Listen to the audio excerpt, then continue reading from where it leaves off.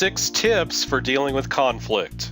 Nadia Lopes, founding principal of Мотт Холл Bridges Academy, is no stranger to a challenge. When she opened the school in Brownsville, Brooklyn, one of the most underserved and violent neighborhoods in New York City, she did it with knowledge that it would be no easy task. In challenging spaces, the greatest challenge is that we don't know what's causing the challenge. You can't see it correctly, so you can't ask the right questions, says Lopes. Armed with a quiver of experience from her corporate and education backgrounds, she previously worked at Verizon, and as a teacher in Fort Greene, Brooklyn, Lopes has faced innumerable obstacles with perseverance, grace, and immutable passion. Here she shares some of her favorite ways to dial down conflict, applicable in situations far beyond the classroom.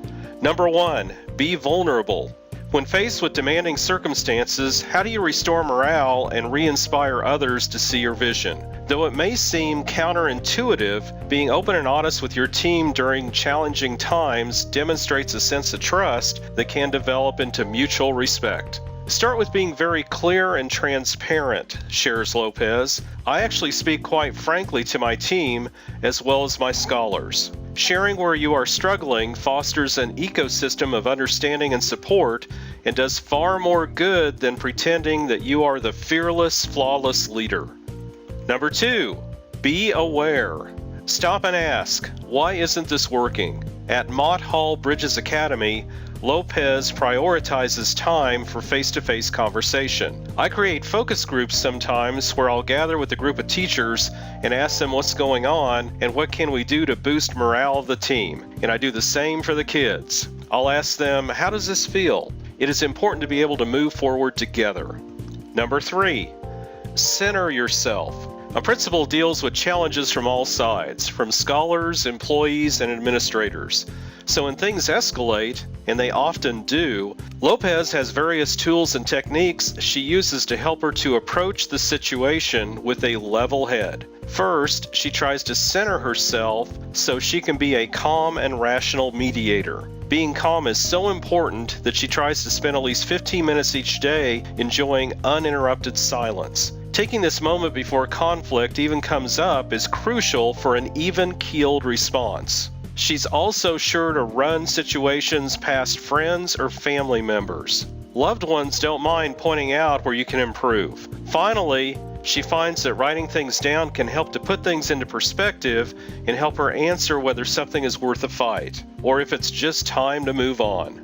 Number 4, manage mediation. When playing the role of conciliator, Lopes lays out what she expects from those in the disagreement to create a safe space for honest communication. Much like kindergarten rules, no yelling, wait to speak your turn, respect a person's turn to explain their side. You have to set up protocols and rules of engagement, says Lopes. If we're here, it's because we were adult enough and mature enough to say that we want to be responsible in solving the issue. Number 5, listen deeply and actively.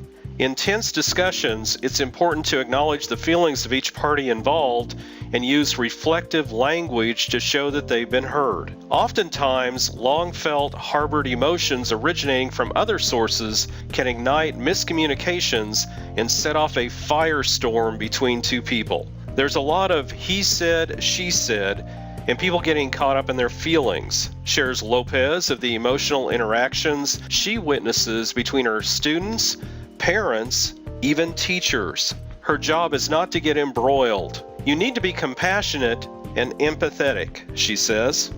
Number 6, acknowledge, respect, and thank. Repeat. It doesn't take thousands of dollars to make others feel appreciated. A simple email, text, or brief handwritten, ideally hand-delivered note has the power to touch deeply and stave away challenging occurrences. In one recent instance, Lopes asked herself to be honest about whether her staff were feeling appreciated. So she wrote them a quick note.